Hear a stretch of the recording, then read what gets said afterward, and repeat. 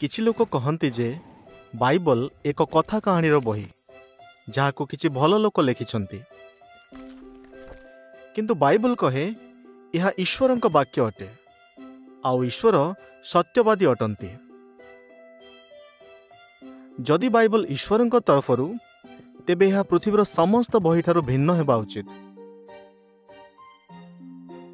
जेपरि एथिरे लेखा थिबा कथा विज्ञान अनुसारे सठिक हेबा उचित।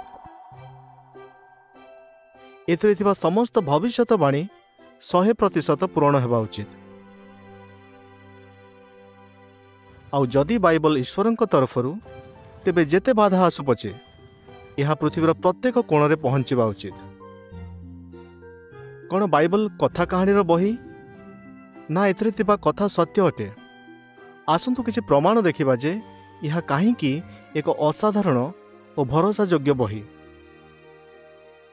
बाइबल लेखा जिबा समय रे पृथ्वीर आकृति विषय रे लोकमानंक बहुत गुड़े भूल धारणा थिला।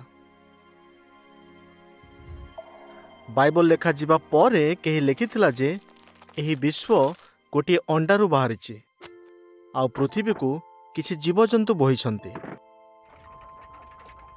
किंतु प्राय 3500 वर्ष पूर्वे मोसा बाइबल लेखिथिले पृथ्वी शून्य रे झुलुछि। प्राय 2700 वर्ष पूर्वे भविष्यत वक्ता जिसाइय बाइबल लेखिथिले जे पृथ्वी गोल।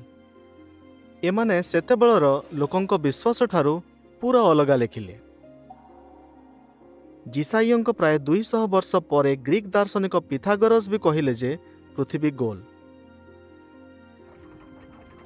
मोसांक प्राय 3000 वर्ष परे आइजाक न्यूटन और अन्य वैज्ञानिक माने कहिले जे पृथ्वी शून्य रे अछि।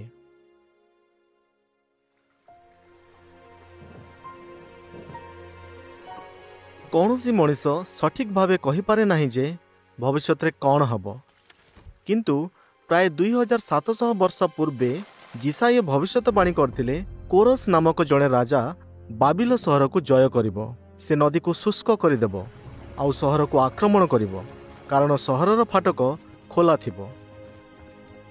इतिहास साक्षी जे एही भविष्यतवाणीर प्रत्येक कथा पूर्ण होईछि। ए विषय रे भविष्यत वक्ता जिरिमिया कहिथिले जे एही सहर ध्वंसस्तूप पलटि जिवो, काहारी वासस्थान हेबो नाही। ए सहर को हराइबा कठिन थिले भी यह ध्वंसस्तूप पलटि गला। आज भी सही परि अछि। प्रभावशाली लोके सर्वदा बाइबल अनुवाद और एहार वितरण को विरोध करि आसिछन्ति। बाइबल को साधारण लोकंक भाषा रे अनुवाद कले जीवंत जाली दिया जाउथला।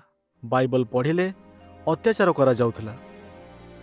ए पर्यंत बाइबल जेते विरोध होईछि कोनोसी बहिर होई नाही। तथापि सबुठु अधिक भाषा रे एहार अनुवाद होईछि आउ छपा जाइछि। प्राय 2700 भाषा रे कोटी कोटी बाइबल छपा जाइछि। बाइबल रो कथा विज्ञान अनुसारे सठिक। एथिर भविष्यतवाणी पूर्ण हुए आउ केही भी याकू पढ़ी पारे। एपरि अनेक प्रमाण रहिछि जहाँ देखाए जे बाइबल सत्यवादी ईश्वर जिहोबांक तरफरु अटे। किंतु प्रकृତରେ बाइबलर लेखक किए? बाइबल रे कौन कुहा जाइछि? आपण बाइबल को किपरि बुझी पारिबे?